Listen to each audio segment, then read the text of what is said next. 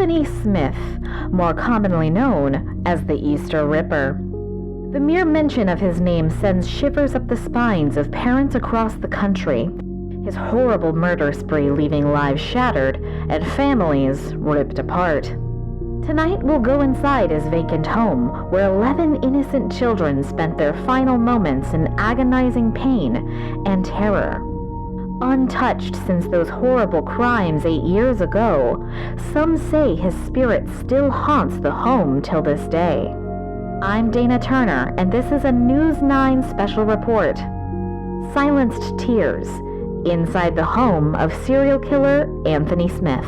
Murder House is an old-school PlayStation 1 style horror game about a film crew assistant who comes to film in the disused home of a famous murderer.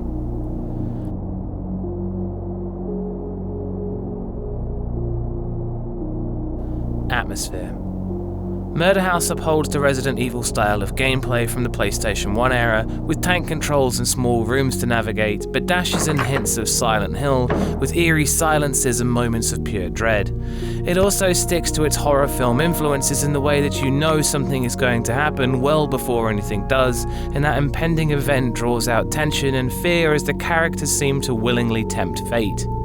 The houses and rooms feel cramped and claustrophobic, its disused appearance is unpleasant and creepy, and it changes its moods as the sun goes down.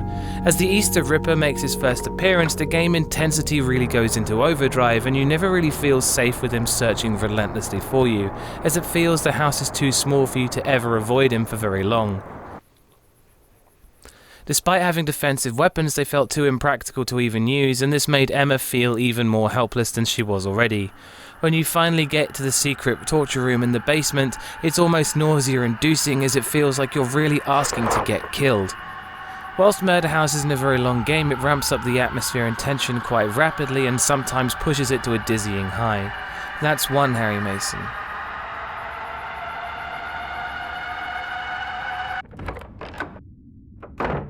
Scares.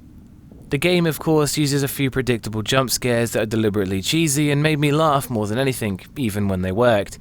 But occasionally the game uses a few brief flashbacks to remind you of the harrowing events that took place in the house, and some of these come out of nowhere and really leave a mark due to their bewildering and sinister nature. Help me! There's somebody else in here! No!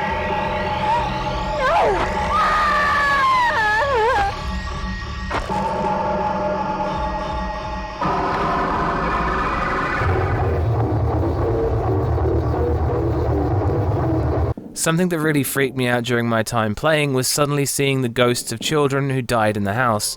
I didn't know who or what they were, and their ability to seemingly disappear when followed was really creepy until I put two and two together. But the real fear comes from the invasion of the antagonist, the Easter Ripper. The cat and mouse game you play together is incredibly tense, and the house feels too small to ever properly stay safe. Sometimes the early warning systems were enough to make me freeze on the spot and hide or try and leave the room, but disappointingly there weren't many occasions when he and I were ever in the same room.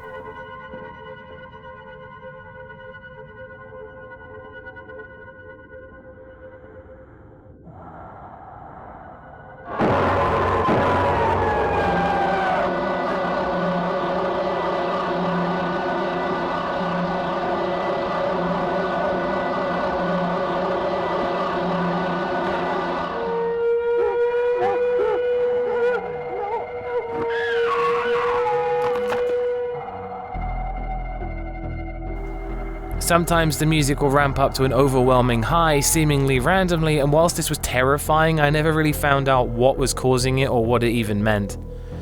The game also uses an item-based save system, so dying will put you quite a way back if you haven't saved, which would put a lot of pressure on staying alive, but the game is quite short and the save pencils are quite abundant, which felt like a missed opportunity. It might be down to luck that I avoided the Easter Ripper so much, but for the length of the game, Murder House delivers a decent amount of scares. That's 2 Harry Masons.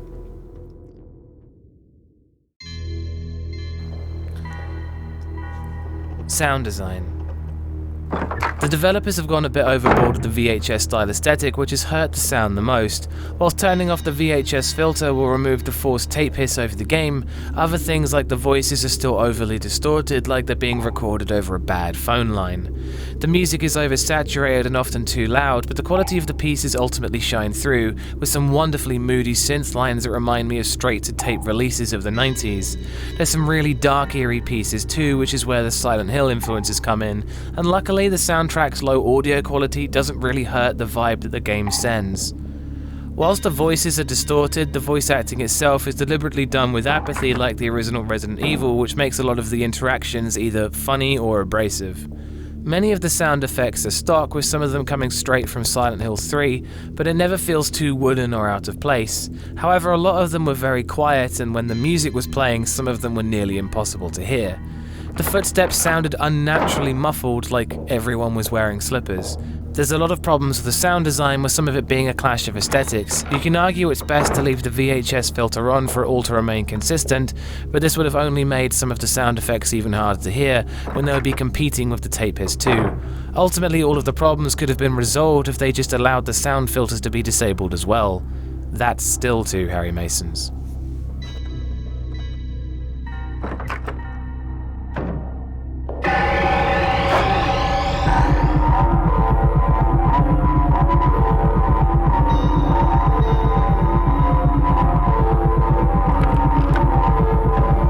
Gore. The gore is of course ridiculous and over the top, with decapitations and people being gutted in that bright red PlayStation 1 style blood, which is excessively used beyond the point of realism.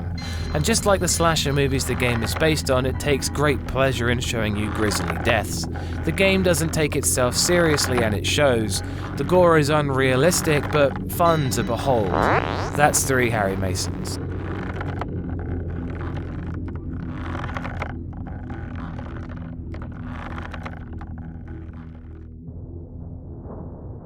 Action.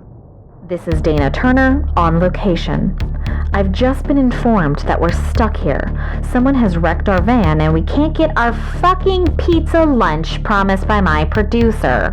Is Anthony Smith, executed in the electric chair in 1985, back from the dead? And back for revenge on anyone who enters his house? Find out soon if we don't get the fuck out of here. Story. The story follows Emma as she arrives at the house of the Easter Ripper with a filming crew who are filming a documentary on the killer.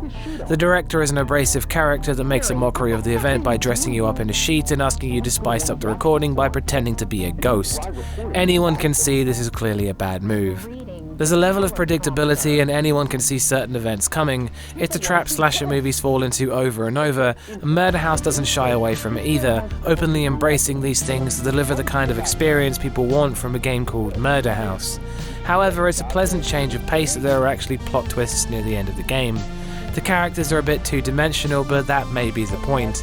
The story isn't amazing, but it's based on a media where the story isn't amazing. It's a homage and a good one too.